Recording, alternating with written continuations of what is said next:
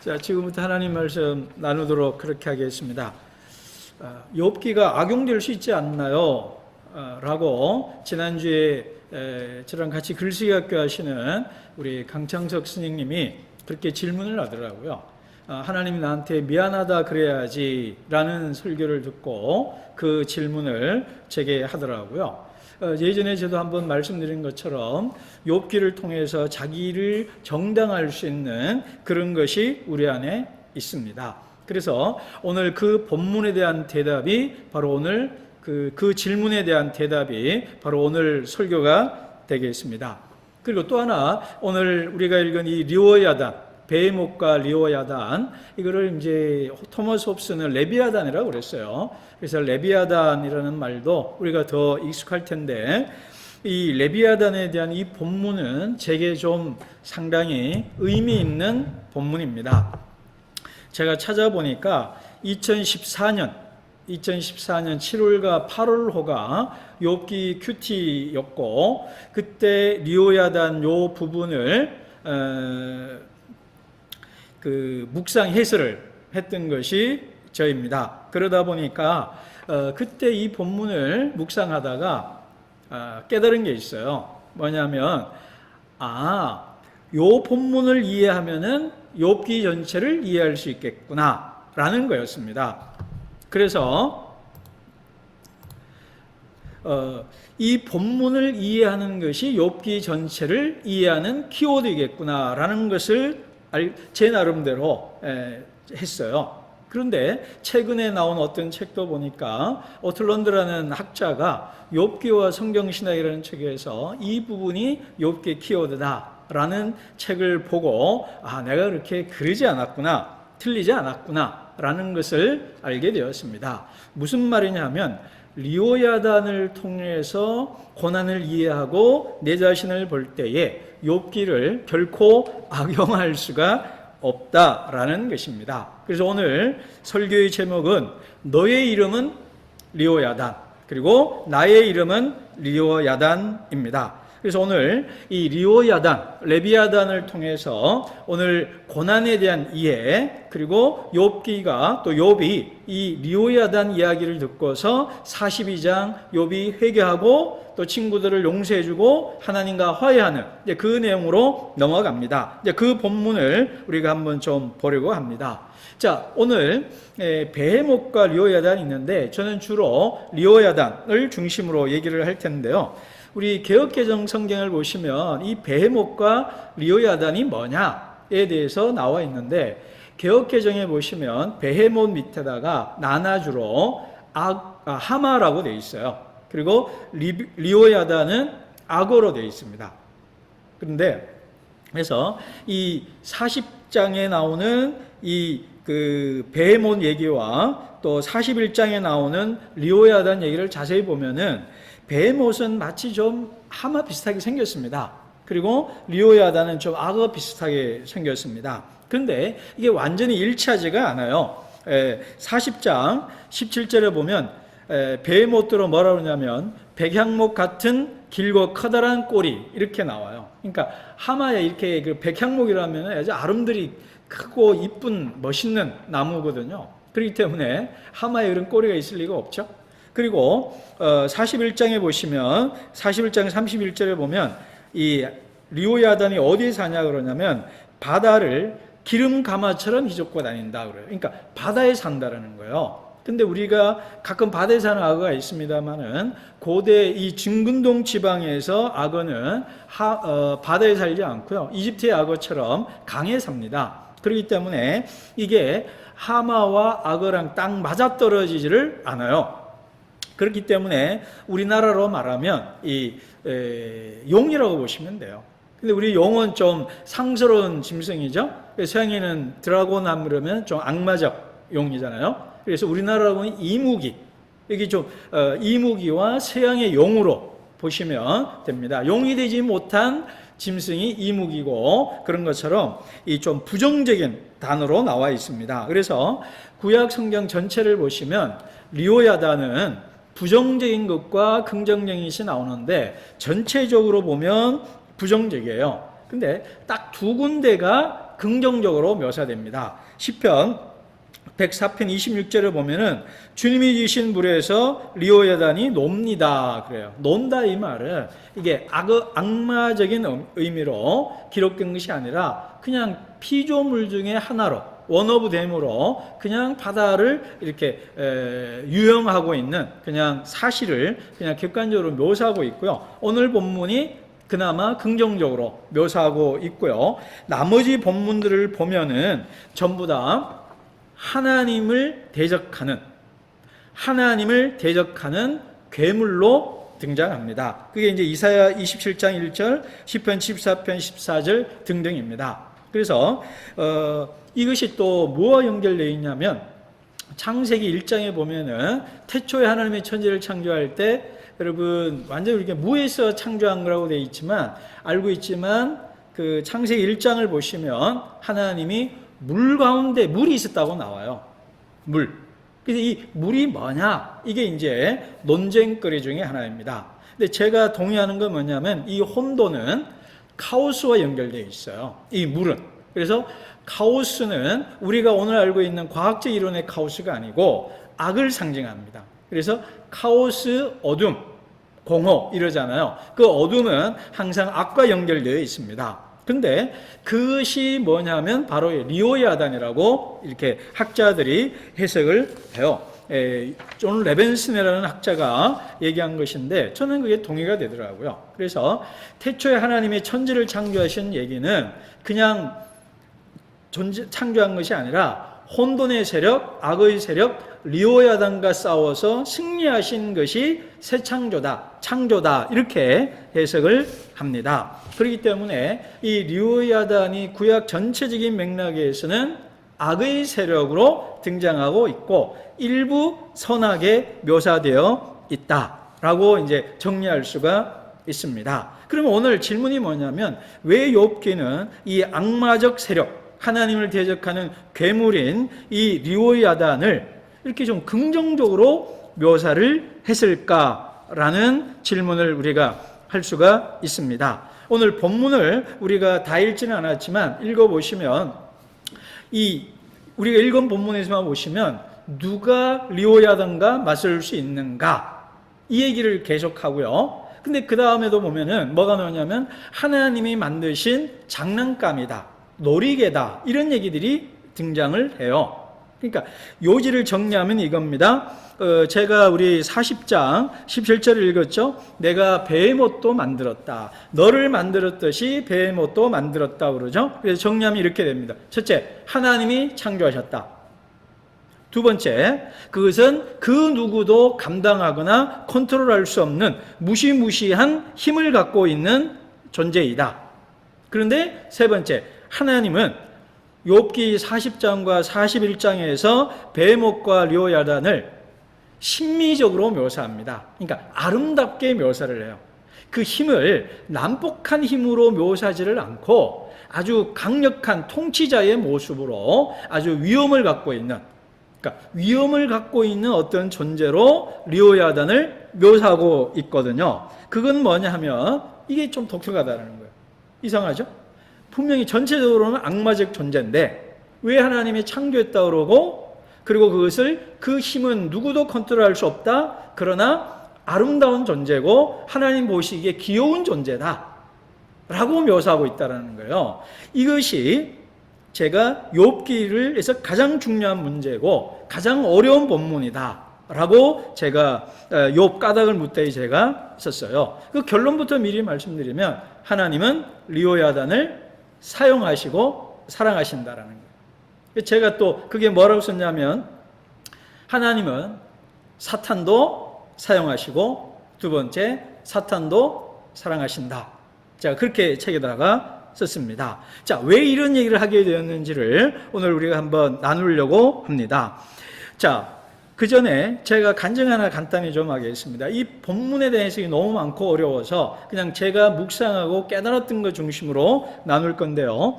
제 간증 하나 좀 하도록 하겠습니다. 제가 힘든 시간 5년 있었다고 그랬잖아요. 그때 제가 너무너무 괴로워서 저녁 밤 10시경에 교회 가서 울면서 하나님 앞에 기도할 때에 하나님이 그때 제게 응답해 주신 적이 있습니다. 그때 하나님이 내 이름을 부르는 걸 빼고 총 3말씀을 하셨어요. 3마디를. 첫 번째, 기어나라고 부르면서 첫째, 나는 그도 사랑한다. 두 번째, 너는 죄가 없니? 세 번째, 가서 용서해 주어라.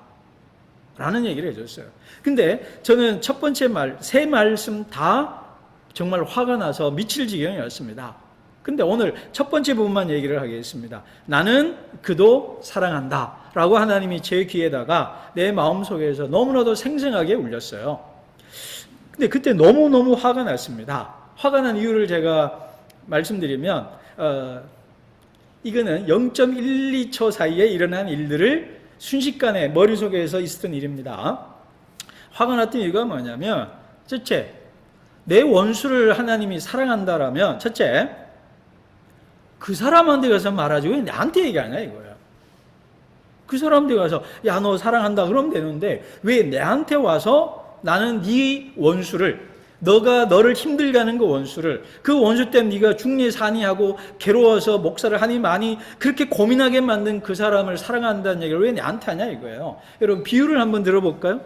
우리 한국 문화에서 가장 이해하기 쉬운 거는 고부간 갈등입니다. 예를 들면 이렇게 한번 상상해 봅시다. 며느리가 시어머니와의 갈등 속에서 너무 힘들어서 약을 먹고 죽음을 선택할 정도로 그런 깨어난 상태에 옆에 있던 권사님이 찾아와서 그 며느리 이런 얘기합니다. 너희 시어머니 참 좋은 분이다. 그러면 어떻게 되겠습니까? 그거는 뭐 정말 제가 더 이상 어떤 묘사를 하지 않겠습니다. 마치 그와 같다고 저는 느꼈거든요. 나를 힘들게 하는 원수를 하나님이 사랑한다는 말을 첫째 왜 나한테 하냐 이거예요. 자기들끼리 하든지 나 없는 데서 하나님이 하시든지 그거는 내가 어떻게 하겠어요. 근데 왜 나한테 하냐. 두 번째, 내 그때 화가 난 건 뭐냐면 내 기준으로 보면 하나님은 그 사람을 사랑하면 안 되는 거예요. 하나님은 그 사람을 사랑하면 안 되는 거였습니다. 나를 이렇게 힘들게 하고 못 살게 구는 그 원수를 하나님이 심판해야 마땅하지 왜 하나님이 그를 사랑하느냐라는 거예요. 이건 도무지 납득이 되지 않더라고요. 그래서 제가 하나님 다른 사람 다 사랑해도 그 사람은 사랑하면 안 됩니다라고 제가 하나님께 막 화가 나가지고 마음속으로 막 화를 내고 소리 질렀던 그런 기억이 있습니다. 그 이후로 오랫동안 제가 그 말씀을 묵상하고 제 안에서 반추어를 했어요. 그러면서 제가 내린 결론이 뭐냐면 두 가지입니다. 창조신학과 구속신학이라는 걸로 설명할 수가 있어요. 창조신학이 뭐냐? 이 세상에 존재하는 모든 것은 하나님이 지으셨습니다. 그렇다면 내 원수를 누가 창조했을까요? 하나님이 창조하셨습니다. 그죠? 하나님이 창조하셨으니 두 번째, 그럼 연결하면 그 다음 단계가 어떻게 되죠? 누가 주인입니까? 하나님이 주인이십니다. 내가 원수의 주인이 아니고 창조자가 아니기 때문에 하나님이 창조자이시고 하나님이 주인이시기 때문에 내가 어찌할 수 없는 타자이고 하나님의 형상으로 창조된 존재라는 것입니다. 내가 하나님의 형상으로 창조되었듯이 그도 하나님의 형상으로 창조되었기 때문에 하나님이 당신의 자녀를 사랑하는 것에 대해서 가슴 아프지만 정말 불온한 진실이지만 인정할 수밖에 없어요. 두 번째, 십자가의 신학으로 얘기할 수 있습니다. 이걸 구속신학이라 십자가 신학이라 얘기할 수 있는데 여러분 한번 상상해 보십시오. 예수님이 십자가에 달려 돌아가실 때에 우리 이렇게 한번 해봅시다. 주님이 우리 개개인에게 말을 하시는 거예요. 오늘은 좀 존칭 빼고 얘기를 합시다. 반성수야, 내가 너를 사랑한다 하고 십자가에 죽으셨다 이 말이에요. 그리고 내가 너를 위해 십자가에서 죽는다. 사랑하는 영이라 내가 너를 위해 십자가에서 죽는다. 이렇게 하고 주님이 나를 위해 십자가에서 피 흘리셨고 돌아가셨어요. 그리고 그 십자가로 반성수를, 이영희를, 김기현을 구속하셨습니다. 근데 우리 한번 질문 하나 해봅시다. 그 십자가의 은혜, 그 보혈의 공로에 포함되지 않는 사람이 있을까요? 이 땅에 존재했던 많은 사람들, 지금 존재하고 있는 사람들, 앞으로 태어나 살아갈 모든 사람들을 구원하시는 것이 십자가의 은총입니다. 그런데 그 십자가의 은총에서 배제될 수 있는 인물이 있을까요? 그런데 저는 어떻게 생각했냐면, 하나님 모든 사람은 구원해도 되지만 저 사람만은 구원해서 빼주시면 좋겠습니다라고 저는 생각했던 거예요. 왜냐하면 그 원수 때는 너무 힘드니까, 죽을 만큼 힘드니까 그런 사람을 사랑하면 안 되고 미워해야 되고 하나님은 심판해야 마땅하다라고 저는 생각했던 겁니다. 그런데 십자가의 신학으로 보면, 창조신학으로 보면 그거는 하나님이 창조한 하나님의 형상이고, 십자가로 보면 그 역시 십자가의 아가페적 사랑으로 사랑받는 존재라는 거예요. 그렇기 때문에 하나님이 그를 사랑한다라는 것을 동의할 수밖에 없어요. 근데 이거는 억지로라도 인정하게 되는 거예요. 근데 한 단계 더 나가게 되었습니다. 근데 하나님이 그날 제게 하신 말씀이 뭐냐면, 나는 그를 사랑한다가 아니라 그도 사랑한다라는 거였거든요. 너 역시도, 너도. 그러니까 너를 사랑하듯 그를 사랑한다. 오늘 본문에 보면 내가 베헤못을 만들었듯이 너도 만들었고, 너를 만들었듯이 리오야단도 만들었다 이 말이에요. 이 말은 뭐냐면, 내가 너를 사랑하듯 리오야단도 사랑하고, 리오야단도 사랑하듯 너도 사랑한다라는 것입니다. 이 말은 뭐냐면, 로마서와 에베소서에서 보면 우리는 하나님과 원수되었던 자입니다.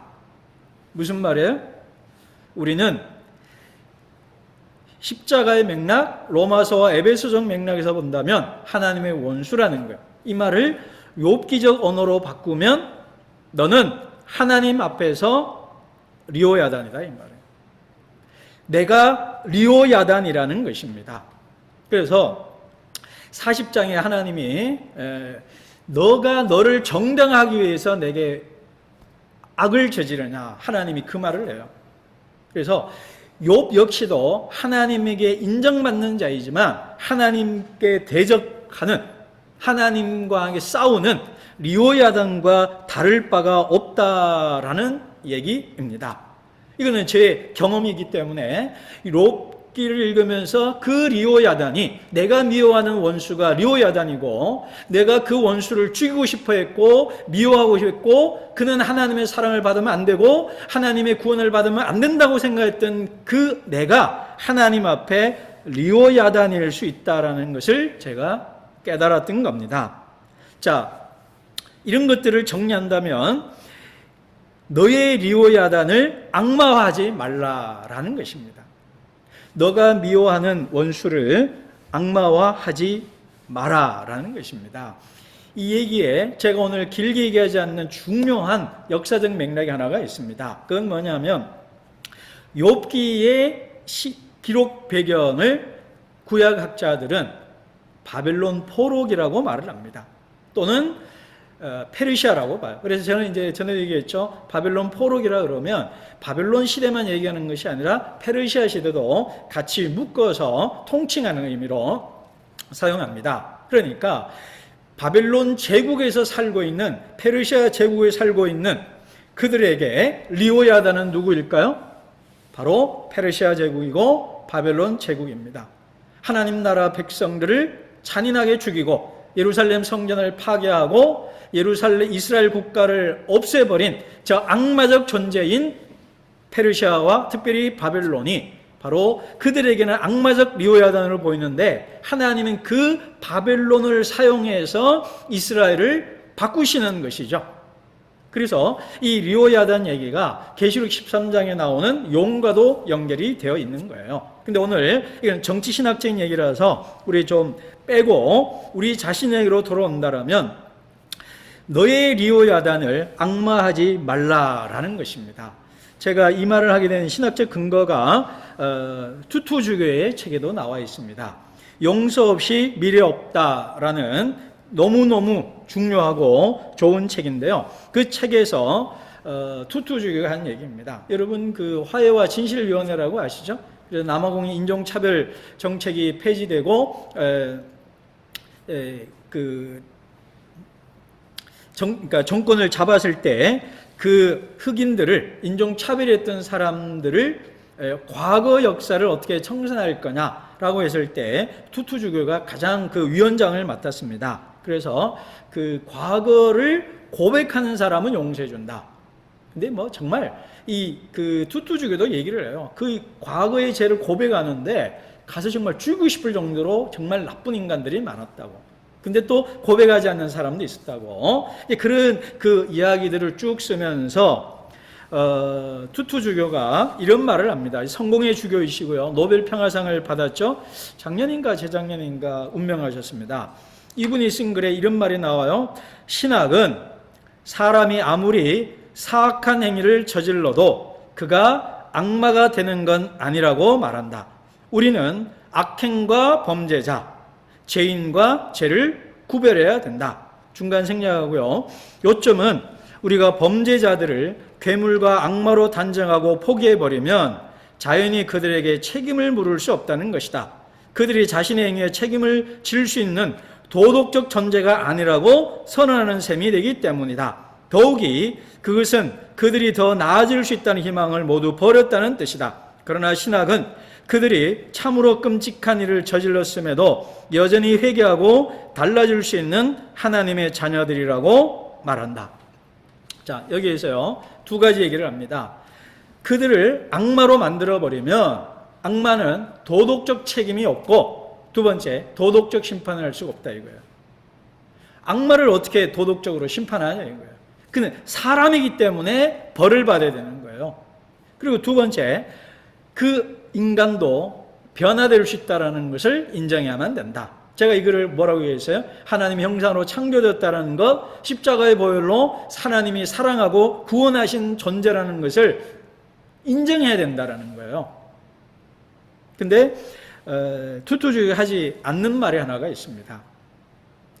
그들을 악마해버리면 우리는 영원히 희생자로 살아야만 합니다. 그 악마에게 희생당한, 그러니까 악마화시켜버리면 그들에게 도덕적 책임이 없는 것처럼 나 역시도 악마에게 고통을 받았기 때문에 나 역시 행위의 주체자가 될 수가 없다라는 거예요. 그렇게 되면은 악마적 원수가 변화의 가능성이 없게 만들었다라면 나 역시도 변화될 가능성을 내 스스로 차단해 버린다는 거예요. 저 악마 때문에 내가 고난받았어 라고 함으로써 나는 피해자로 영원히 남게 되고 내 삶을 악마적 존재의 포로가 되어서 벗어날 수가 없는 거예요.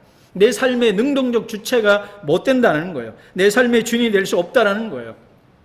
그런데 오늘 본문에서 뭐라 그러냐면요, 누가 그와 맞설 수 있겠느냐라는 질문을 해요. 여러분 계속 묻죠? 누가 저 악마를, 갈고리를 깰 수 있겠느냐? 막 이런 얘기를 계속 던져요. 그 질문에 대한 대답은 뭐냐면, 지금 누구에게 하나님이 얘기해요? 욥에게 얘기하거든요. 그 말은 뭐냐면 너가 할 수 없다라는 질문을 해석이 가능한데, 두 번째, 너가 해야 된다라는 거예요. 너가 리오야단과 맞서 싸워야 한다라는 거예요. 그럴 때에 너는 진정한 주체가 될 수 있고, 진정한 인간이 될 수 있고, 진정한 하나님의 형상이 될 수 있고, 악과 고통과 싸워 이겨서 넘어갈 수 있는 위대한 존재. 내가 너를 불렀을 때 원래 의도했던 바는 뭐냐면 악과 고통이 없는 세상에서 편안하게 사는 존재가 아니라 악과 고통이 난무하는 세상에서 그 악과 고통과 싸워서 이기고 넘어가고 통과하는 존재가 되라고, 리오야단과 맞서 싸우는 존재가 되라고 내가 너를 불렀는데, 너는 언제까지 악과 고통에 빠져서 호적되면서 너 자신을 위로하고 힐링만 원하냐 이 말이에요. 괜찮다 괜찮아 그 소리만 언제까지 들으면서 살겠니? 너는 이제 고난에서 떨쳐 일어나고 그 고난과 맞서 싸워 이기고 넘어가라 라고 얘기를 하고 있는 겁니다. 그 말에 욥은 응답합니다. 그게 바로 42장이에요. 이제 드디어 내가 하나님을 만났습니다 라고 고백을 하고 친구를 용서하고요, 하나님을 용서합니다. 친구를 용서하고 하나님을 용서하는 거예요. 자기 삶에 힘들게 했던, 악을 허용했던, 고난을 허용했던 하나님을 용서하고 하나님께 미안하다는 말을 듣고 하나님과 화해하고요, 자기 삶에 친구들을 용서합니다. 제가 책에 은근히 살짝 녹여 쓴 것이 있습니다. 사탄이 친구로 변조되었고요. 친구가 리오야단으로 바뀌는 거예요. 그렇기 때문에 친구를 용서했다는 말은 리오야단을 용서했다는 말이고, 그리고 그것은 자기 자신을 용서했다는 말이고 하나님을 용서했다는 말이 되는 겁니다. 그럴 때 욥은 마침내 고난의 드라마를 끝내고 화해와 용서와 축복의 새로운 장을 42장을 써내려갈 수가 있었던 것입니다. 제가 서두에 욥기를 우리가 악용하고 또 남용할 수 있다고 그랬잖아요. 거기에 대한 답은 뭐냐 하면 바로 타인의 관점으로 읽으라는 것입니다. 제가 지난주에 성경 읽는 방법을 얘기했죠. 다관점, 다양한 관점으로 보라 이거예요. 나를 하나님의 자리로 넣어보고 욥의 자리에 넣어보고 친구의 자리에 넣어보고 회의주의자인 사탄의 자리에도 넣어보라 라고 얘기를 했어요. 그러면 내 안에 그런 모습이 있다 이거예요. 욥의 경건한 모습, 친구들의 도덕적인 모습, 사탄이 보이는 회의주의적인 자기 성찰적인 능력을 갖고 있는 내 모습을 보게 된다라고 얘기를 했어요. 오늘의 주장은 뭐냐면 타관점으로 읽으라라는 거예요. 다관점, 타인의 관점으로 읽으라 이 말이에요. 그럼 여기서 타인이 누구냐라고 했을 때 저는 원수를 말하는 거예요. 내가 가장 힘들어하고 불편하고 까다롭게 하고 그 사람은 싫어하는 어떤 타인의 관점으로 나를 보라라는 것입니다. 나를 리오야단의 관점에서 보라라는 거예요. 나를 리오야단의 관점에서 볼 때에 첫째, 리오야단을 하나님이 사랑한다는 것, 내 원수를 하나님이 사랑한다는 것을 발견하게 되고요. 두 번째, 나 역시 하나님과 다른 사람에게 리오야단이라는 사실을 깨닫게 되는 거예요. 이 삶은 연결되어 있잖아요. 장자 얘기도 나오고, 그죠? 나는 누군가 때문에 잠 못 자지만 누군가는 나 때문에 잠 못 자는 거예요. 누군가는 저런 사람을 하나님이 사랑하면 안 돼요라고 말을 하지만 그 누군가는 나를 향해서 하나님 저런 사람은 사랑하면 안 돼요라고 말을 하고 있다라는 겁니다. 제가 예전에 한번 우리 교우들에게 부끄러운 고백을 한 적이 있습니다. 무슨 말이냐? 목사로서 정말 그만두고 싶다라고 생각하는 때가 있습니다. 내가 내 스스로 회의주의적인 질문을 할 때인데요. 여러분, 저 때문에 예수 믿고 교회 다니는 사람이 많을까요? 아니면 저에게 상처받아서 교회를 떠나고 한 사람이 많을까? 제가 그 생각을 이따금씩 합니다. 그러면 죽고 싶을 지경이고 어휘가 좀 과격한가요? 목사 짓을 때려치우고 싶습니다. 그러니까 내가 누군가에게 리오야단 노릇을 하고 있구나 라는 생각을 지울 수가 없는 거예요. 내게 리오야단이 있다고 내가 하나님 앞에 지랄 발광을 떨었지만 누군가는 나 때문에 힘들어하고 어려워하고 괴로워한다라는 겁니다. 그럴 때 내게 리오야단이 있지만 나도 누군가의 리오야단이다라는 것을 제가 깨닫게 되는 겁니다. 그럴 때 내 리오야단을 용서했듯이 내가 리오야단인 것을 용서받을 수 있는 겁니다. 주기도문에 나온 것처럼 나에게 죄전자를 용서해 주는 것처럼 나를 용서해 주십시오라고 마침내 기도할 수가 있는 겁니다.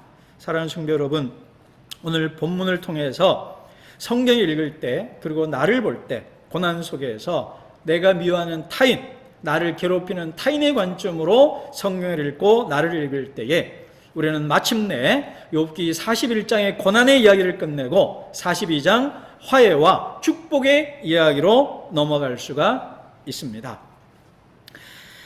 제가 좋아하는 아주 책에 이런 얘기가 있습니다. 마틴 루터는 나는 어떻게 하면 구원을 받을 수 있겠는가? 나는 어떻게 하면 하나님께 의롭게 될 수 있는가를 물었다면 우리 시대는 나는 어떻게 하면 원수의 얼굴에서 하나님을 볼 수가 있겠는가라는 말을 제가 자주 인용합니다. 월트 잉크가 한 말이고요. 그래서 제가 내 안의 야곱 DNA에서 그렇게 썼습니다.